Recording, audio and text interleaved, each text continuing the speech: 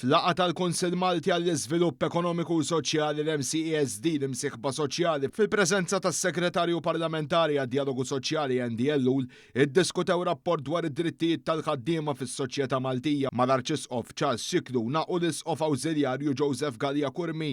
Is-Segretarju Parlamentari Ellu semma miżuri kuraġġużi li ttieħdu fosthom ir-regoli l-ġodda l-ħaddiema tal-pjattaforma diġitali, jiġifieri dawk involuti fil-konsenji ta' prodotti bħal ikel. Tenna li dawn ir-regoli jassiguraw id-dritt ta' pagi u kundizzjonijiet tajba lil ħaddiema li ġejjin minn pajjiżi terzi, filwaqt li ġew ipprojbiti zero-hour contracts li kienu joħolqu prekarjat u stress fuq dawk involuti.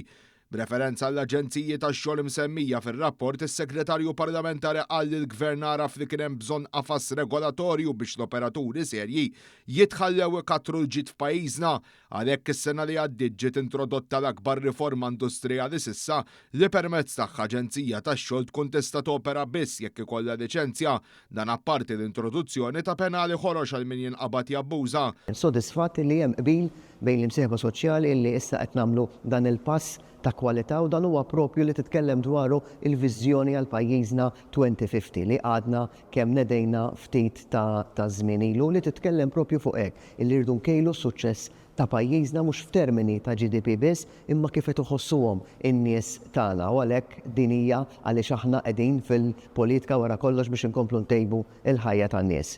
L-Arċisqof enfasizza fuq l-importanza tal-akkomodazzjoni affordabbli għal ħaddiema kemm Maltin kif ukoll barranin u appella lill-imsieħba soċjali biex jagħtu l-appoġġ tagħhom ħalli ż-żgħażagħ minn kull sfond ikunu jistgħu jibnu b'futur b'dinjità. Semma kif il-Knisja flimkien mal-Istat waqfet il-fondazzjoni għall-akkomodazzjoni affordabbli li toffri soluzzjonijiet ta' akkomodazzjoni bi prezzijiet aċċessibbli għal persuni bi dħul baxx u medju. Dan juri kif dialogu miftuħ jista' jwassal għal inizjattivi konkreti għal ġid tan-nazzjon. Waqt il-laqgħa l-MCESD ddiskuta wkoll il-ħtieġa li s-servizzi pubbliċi jkunu ppreparati biex ilaħqu mal-bidliet demografiċi li jkun hemm.